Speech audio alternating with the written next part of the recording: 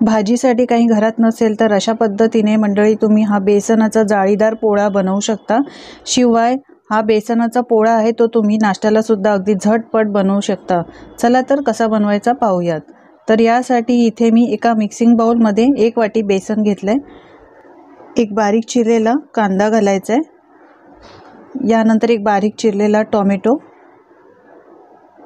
1 चमचा ओवा घेतलाय, हातावर असा क्रश करून घालायचा आहे, यामुळे ॲसिडिटी होत नाही आणि अपचनाचा त्रास होत नाही। 1 चमचा जिरं, पाव चमचा हळद पावडर, 1 चमचा काश्मीरी मिरची पावडर घातली आहे।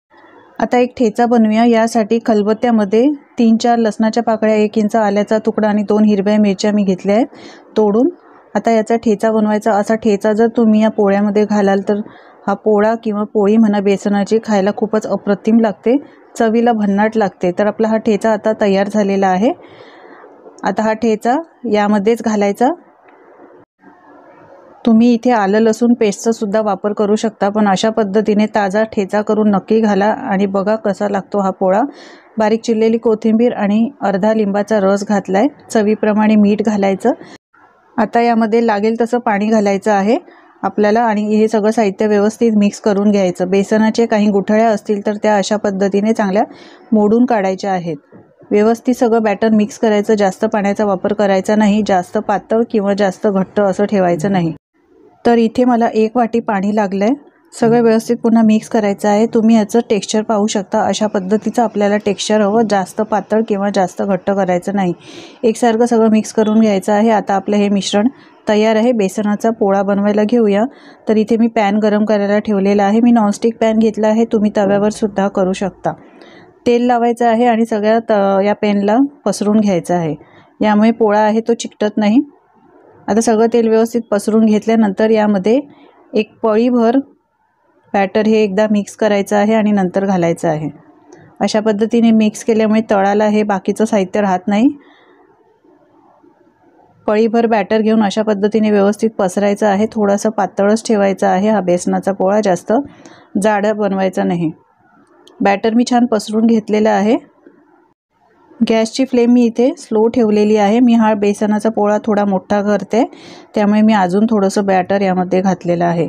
व्यवस्थित अशा पद्धतीने पसरून घ्यायचं, म्हणजे हा बेसनाचा पोळा कच्चा राहत नाही। तर आपलं आता हे बॅटर पसरून झालं आहे। स्लो फ्लेमवर चांगलं मस्त एका बाजूने कुरकुरीत होईपर्यंत भाजून घ्यायचं आहे। तर 2 मिनिटं स्लो गॅसवर मी हा एका बाजूने छान भाजून घेतला आहे। आता याला पलटून घेऊया। साईडच्या कडा अशा पद्धतीने लूज करायच्या आणि पलटून घ्यायच्या। हे बघा मस्त आपला हा बेसनाच्या पोळ्याला जाळी आलेली आहे। आता दुसऱ्या बाजूने सुद्धा मस्त भाजून घेऊया याला। तर हे बघा मस्त रंग आलेला आहे। अगदी 10 मिनिटात हा बेसनाचा पोळा बनवून तयार होतो। मुलांना टिफिनमध्ये देऊ शकता, खायला अप्रतिम लागतो। भाजी नसेल तर डाळ भात आणि हा बेसनाचा पोळा भेटला तरी पण भरपूर झालं।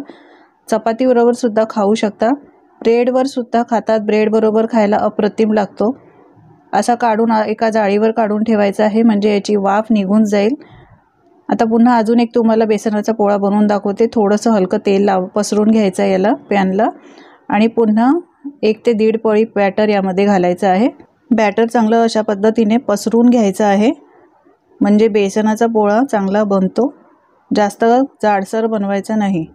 एका बाजूने चांगला शेकला गेला की याला पलटून घ्यायचा, याच्या कडा लूज करून आणि दुसऱ्या बाजूने सुद्धा छान भाजून घ्यायचा आहे। पहा किती लवकर आपला हा बेसनाचा पोळा तयार झालेला आहे। अशा पद्धतीने नक्की बनवून बघा, अगदी झटपट बनतो, खायला अप्रतिम लागतो। कोणती भाजी नसेल तरी तुम्ही असा हा झटपट बेसनाचा पोळा बनवू शकता। तर मंडळी रेसिपी कशी वाटली कमेंट करून सांगायला अजिबात विसरू नका।